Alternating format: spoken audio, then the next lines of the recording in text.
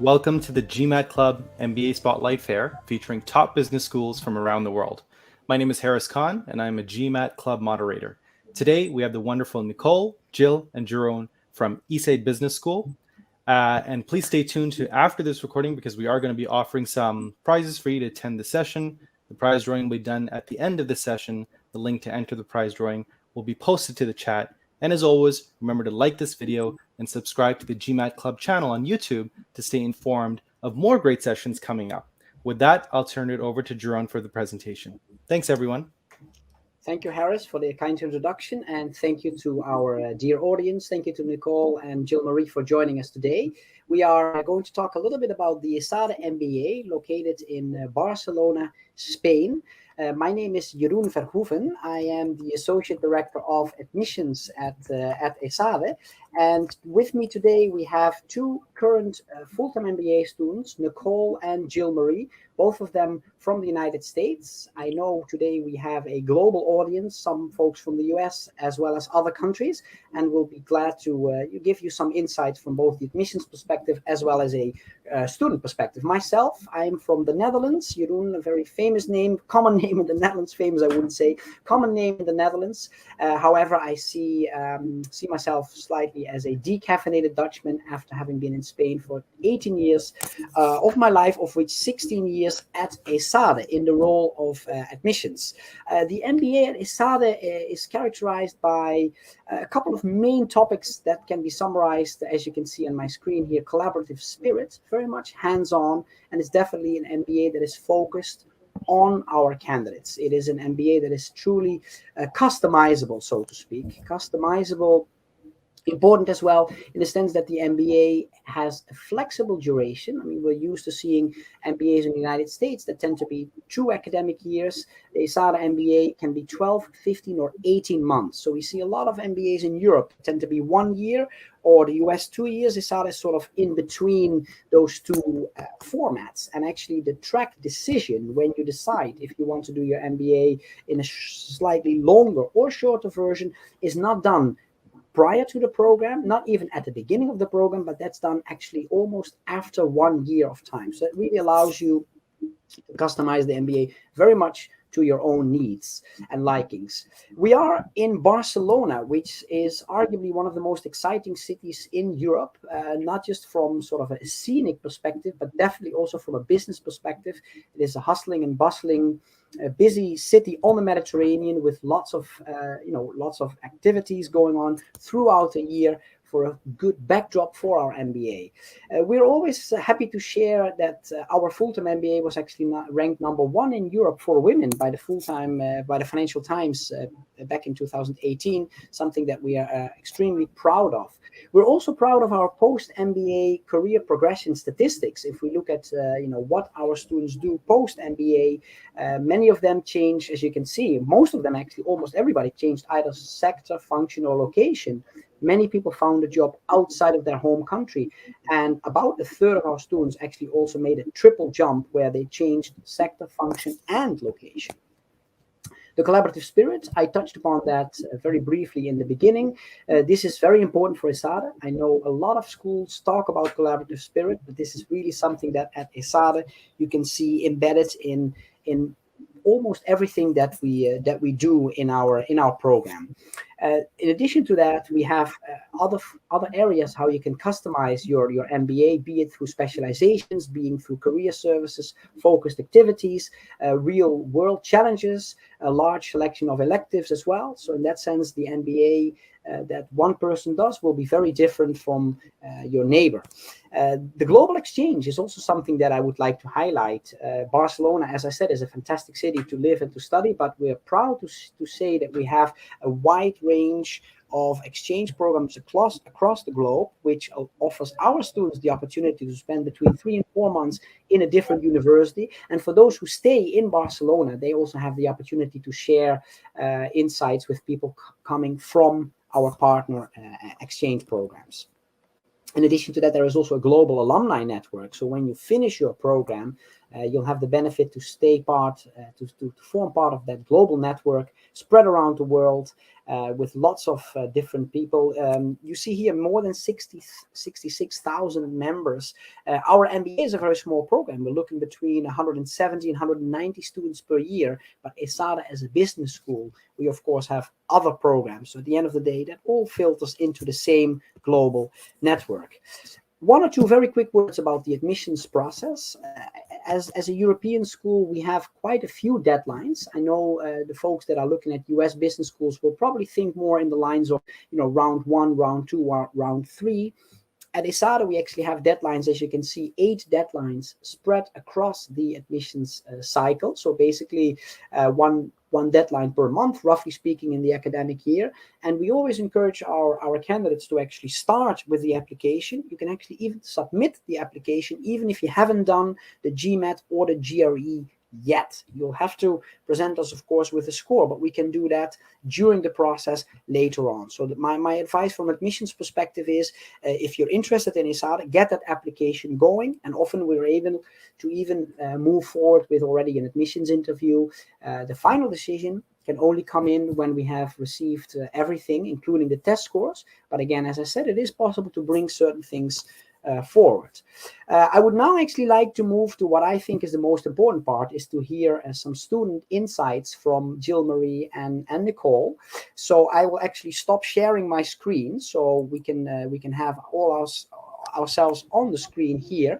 And my first question would be for, if I may start with Nicole. Nicole, maybe you can briefly introduce yourself, explain us basically what you did prior to ESADE, and why you chose ESADE. That would be my first question for you, please. Thank you. Thank you very much. Absolutely. Thank you so much for including me today. Prior to my MBA journey, I was in the hospitality profession in the United States. Most recently, I was the director of sales and marketing for 3 hotels in Austin, Texas. I was excited to move internationally to get my MBA, and that's how I found myself here in Barcelona. Thank you so much. Thank you so much. Jill Marie, can we jump to you, please? Thank you for joining. Yeah, thank you for having me. So I started my career in the bridal industry. I was a stylist. After that, I worked at Harvard Business School in Boston, Massachusetts. And there I was working with mainly CEOs and entrepreneurs, planning educational experiences for them as well, sort of like an accelerated MBA. Being on one side of the classroom kind of inspired me to want to go to the other side and get my own MBA experience and learn more about the business world so that I can advance in my career. I've always wanted to move to Spain, so that was the motivation in finding the perfect fit here in Barcelona, which I happened to find with ESADE. Thank you both very much. I think this is a nice example to see that there is already just 2 people here as guests with very different profiles. Diversity is something that adds a lot of value to any MBA program. And I wanted to ask you both a little bit to talk about the collaborative spirit that I briefly introduced in the very quick introduction. I hope I haven't been going too fast, but I really wanted to save time for what I think is el plato principal, as they say in Spanish, the main dish of today, and that is the Q&A. So my first question to you, second question, obviously, because I asked you to introduce yourself first. My second question would be if you can perhaps share some insights about the collaborative spirit. We do a lot of things in teams at ESADE. Anything that comes to mind if I say collaborative spirit, what does that entail for you? Anybody who wants to jump in, I will mute myself, so the floor is yours. Yeah, I can jump in quickly. I would say that the collaborative spirit comes out in a lot of small ways and big ways that I've noticed just in the first 2 months. Big ways as in your class section reps might even plan extra sessions for you for the whole section to learn from the experts in the class on certain topics. We've done that already several times with accounting and finance. So the students who are good at this, who actually don't need tutoring, take the afternoon or the evening and they tutor others and they teach us all together, which is above and beyond to help those of us through who are learning some accounting principles for the first time. And then also some small ways, even just a little bit of help integrating if you practice with other students, or if you can't see something on the board, people will send a photo of what the professor's written on the board in the corner so that everybody on the other side can read it fully.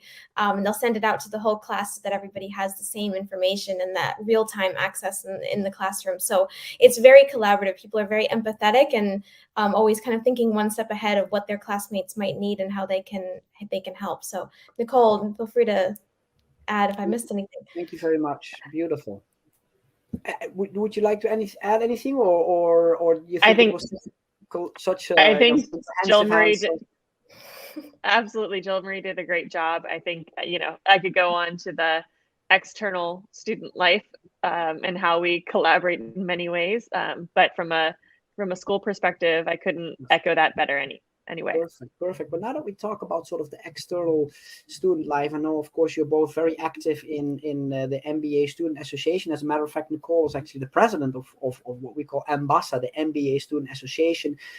Jill Marie is also heavily involved in the Women in Business and Allies Club, which is also a very important club. So maybe this is a good moment to ask you about the extracurricular activities, the student-run clubs. I think that is really what adds a lot of juice or spice, if you want to call it like that, to the student life. So perhaps, Nicole, would you like to start with that? As president of the MBA Student Association, I couldn't be happier to have you on board this evening or morning, depending where you are at the moment in the world. Thank you so much. Absolutely. I will say that it was such an honor to be voted by my colleagues in our program to be the representative. The core goal of MASA is to make our program better, but also make the program better for the future. I've seen ways that the team's already worked towards that. But I will say that from an extracurricular perspective, my experience started the day I moved to Barcelona. I ended up living with someone from the 21 batch and someone from the 22 batch. Of course, I'm part of the 23 batch. So I was initially able to make allies from others who went through our MBA at ESADE program. And through the month of August and the beginning of September before school started, I would love to go back to those times, pre-finance and accounting, even though they're amazing classes. But we really started to build such a family within us. And I couldn't really say more about how great it is. Obviously, we've got a number of business clubs and other organizations, but this past weekend, we, a little bit late, celebrated Diwali, had an amazing party with, I think there were 225 of us. And that's a great time to speak briefly about COVID and how well Barcelona and Spain are doing with regards to COVID. We've been very lucky that while we wear masks indoors, I think that we're all willing to wear masks indoors because it gives us the opportunity to engage each other and so many more people. So I feel like I've talked a little bit too much, but I will say from an extracurricular perspective, whether it is business related or fun related, throughout your MBA, you find a way to balance all of that. And we're definitely balancing to the max, but in the best way right now. Fantastic. Thank you very much. Jill, as you're of course heavily involved in the Women in Business and Allies Club, perhaps one or two insights on your activities in that club? Yeah, definitely. So we have just begun with the elections of this year's board, and we have our first board meeting actually this week. So we'll get together to discuss strategy, but we have a lot of visions. There's actually a lot of collaboration between the clubs, and I'm not sure if that's similar to other business schools as well, but there's so many cross events. Right now, we're doing an event to raise awareness and funds for Mind, which is a UK-based mental health support organization, throughout the month of November in collaboration with a couple of clubs and with the Women in Business and Allies Club. We also have other events that are through other clubs that you can join, even if you're not a member of the club. Occasionally those are open as well. For me, in 2 weeks, we are bringing in someone from Disney HR, which is a company I've always wanted to work for. So that's through the Arts and Media Entertainment Club. So I am so happy to be able to sneak in the back door and watch that. in 2 weeks' time. So yeah, there's been a lot of movement already, even for us being basically on the ground here for 8 or 9 weeks. There's been an incredible amount of motivation from the class to plan events, to bring in industry speakers, and to make a strategy for the rest of the year as we start these brand new clubs too. So it's been great. And just to clarify, the reason I did this is because Mind is for Movember. We're raising money for Mind through Movember. We've got a number of gentlemen that are growing their mustaches, and then we've got our Mo Sistas that are running to help raise funds and obviously raise awareness for various men's health initiatives. Thank you very much. Thank you both. I guess it's interesting to see the amount of initiatives and also the energy that pulses through ESADE. I have the pleasure to have worked at ESADE for 16 years now, and I've noticed that energy from the first day that I joined ESADE, and it's still there every time, wherever you go in the world. It's fantastic to see that ESADE spirit. We talk a lot about what we call do good, do better, which is really referring to sort of the giving back to society, giving back to organizations that you work for. And that's something that is also, in addition to collaboration, one of those sort of general themes that you can really see at ESADE. I am aware that this presentation is also geared for people who are currently in the admissions process, looking at different business schools. So I actually also had a question related to that. If you have any sort of tips or advice for people when they are looking at different schools, some things that you have perhaps learned during your MBA search process, or anything that you would like to share with our audience today, any sort of best practice or general tips for people that could come in hand when they're looking at business school. It is a difficult process. There's so many good schools out there. Schools look very similar on websites or in digital forums. So yeah, any tips, any insights that you can think are interesting to share for candidates that are currently looking at business school, please? Yeah, I can jump in there as well. For me, I tend to make my decisions based on a gut instinct as much as any other information as well. So when I went through the process, I interviewed not only with the schools and with admissions directors, but I also interviewed with current students and past students through finding them on LinkedIn, locally, or through connections that I had, because I wanted to know really what was the experience from students who were there currently or had been there the year before. And this really was what made ESADE, I think, stand out to me among that process, was hearing the real experience. And it gave me this feeling because, you know, I was in the US. Nicole, I'm not sure if you made it to Europe to view the campus before deciding, but I couldn't see the campus and really feel the energy of the school before I made the decision to come. So those conversations meant a lot to me with current students, and it gave me that feeling that I needed to understand that this was going to be the right place for me. So that's kind of how I made the decision. Thank you very much. Very important that you mention reach out to current students, alumni. Of course, LinkedIn is a fantastic tool for that. Schools will also be able to help you often by putting you in touch directly with people. Actually, on our website, if you just go to the Full-Time MBA homepage, you'll see there is sort of a pop-up menu that allows candidates directly to reach out to current students. So that is definitely a very useful tip for our guests. Thank you for that. Anything, Nicole, that you would like to share from for when people are looking at business school? Any tip, any advice? You know, for me, part of choosing ESADE definitely had to do with the social impact and the goals of the longevity of what we are working towards in our world, or at least for me. And then the fact that it's customizable from a program perspective, that was huge. And knowing that many think that ESADE's MBA program is what kind of the future of MBAs look like. You know, today I had a creativity course where we were rapping. I'm not a rapper, but the way that it gets your mind thinking in a different way, and it's not just your hard business skills that you're working on here, is really, really impactful. And it could make me happier with my decision to be here. Thank you so much for sharing your insights. There's a couple of questions that I've also seen coming in from our guests, our hosts from the GMAT Club. For example, the topic of scholarships, which I think is always on people's radar. It's very important. An MBA is a very, very big investment. So any help that can come with that is always very much appreciated. And there's a question if there is at ESADE a difference between sort of how we spread the scholarships around the different rounds, different stages. As I mentioned, we have quite a few admission rounds. So that's probably different from a lot of other schools. And we do spread our scholarship budget around the rounds. However, we tend to, have a little bit more options for scholarships earlier in the cycle. So that's also, I think, an advice for people. If you have a school on your radar, just, try to give it a shot as early as you can with ESADE or any school that you have on your radar. In the case of ESADE, we do have a little bit more scholarship funding in the earlier stages. I also see a question here if we're considering any sort of changes in the admissions requirements, the program size. Actually, it's coming up on the screen. Thank you very much for that. We're not considering any changes to the size because we feel that our class size is sort of the sweet spot right in between, not too big and not too small. It's big enough that you have a lot of things going on.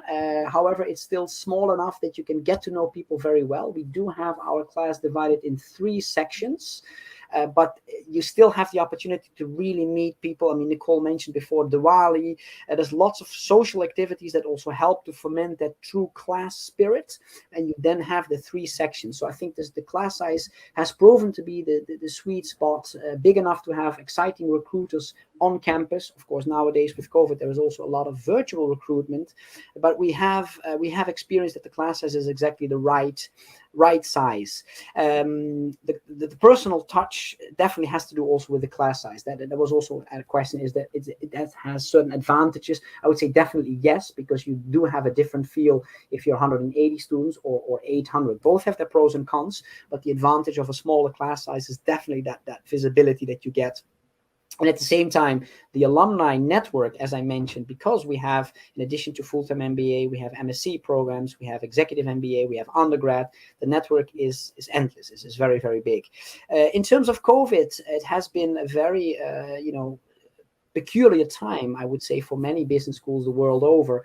We haven't made any changes in our admissions process. Actually, last year we did. We temporarily had the option for students to do our own admissions test, but we're currently back to requiring a GMAT or GRE. So that's something that we are back to sort of the admissions criteria as they were pre-COVID. So I also mentioned that you can already apply even if you haven't done that test yet, so it shouldn't deter you from starting that application process, but at some point indeed there should be that test score coming in. The recruiting is also something that is very important. Anybody is looking at a business school, obviously also for better chances post MBA. We did see a few statistics flying on the screen about triple jumpers or people changing location. That is, of course, important for people when you do an MBA internationally. And the recruiting, of course, Nicole and Jill, you're relatively short time in your MBA, but I wanted to ask if you can perhaps already give some insights on how that has been for you, because we obviously would encourage our candidates to start with looking at their career goals, not at the end of the MBA, but very much at the very beginning. So if there's anything you can share from a recruiting perspective for our audience, I would be very grateful. Absolutely. So when I arrived, when the program started, we had CAPS, or career acceleration programs, that were an opportunity for us to apply for, to decide that we wanted to partake in. But also we have a career explorer program, which is really great because it gives different students the opportunity to say, I don't know what I want to do. Maybe I should explore a little further. I am one of those explorers, and I will say that it's been really great because I've given myself the time, because I plan on doing the triple jump. I have ideas of what I would like to do, but I'm still kind of exploring, to put it in so many words, and learning from others and how diverse the program is. I know another question that we got was, how important is nonprofit experience? When Jeroen and I were talking about my candidacy as a future candidate for our MBA program, I said, I don't come from a traditional background. I come from the hospitality industry.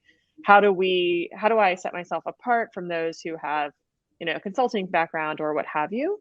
And he said, that's part of what we love at ESADE, is having people from such diverse backgrounds. I mean, Jill Marie and I couldn't be more different. Yes, we're from the United States, different parts of the United States, but we've been able to learn from each other in small ways and big ways as well. So, ESADE gives you that opportunity to learn and grow early, but kind of like how you get to take your decision about if you would like to do a 12 or 15 or 18-month program, kind of as you flow through.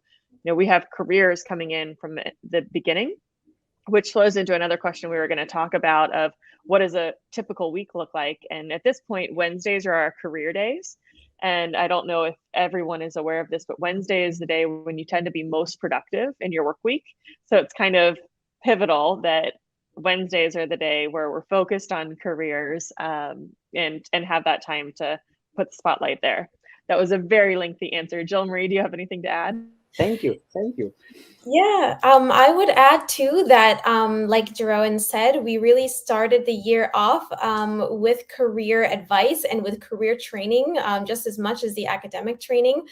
We've been working with a consulting group who's been helping us bit by bit to put together our personal branding, our vision, our stories, some really heroic moments from our past, of our work lives and personal lives, so that we can have a really good set of data and a really articulate way to speak about ourselves and our work experience when we go into interviews post MBA, and to help us clarify our vision. Like Nicole said, there are some explorers, but even for people who know what they want to do, which I kind of think I know what I'd like to do, we still need a little bit of honing and a little bit of expertise when it comes to really shaping that story. And we've started that already for the last 2 months. So I think we'll be in a good spot. In addition to the other structural elements of the program, we have, the career counselors who work with you one-to-one. There are other opportunities to train and to learn even outside the MBA, such as case competitions. I'm in a case competition now. And even though it's outside ESADE, my career counselor emails me every couple of weeks.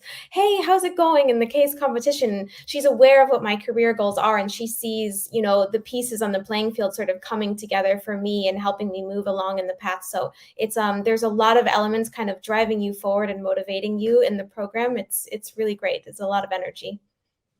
Fantastic. Thank you very much. As you mentioned, you're both from the United States, but obviously our class is extremely diverse, both where people come from, what they've done in the past, what they're looking to do post MBA. I think it's difficult to match that tremendous diversity from that you find in the ESADE MBA.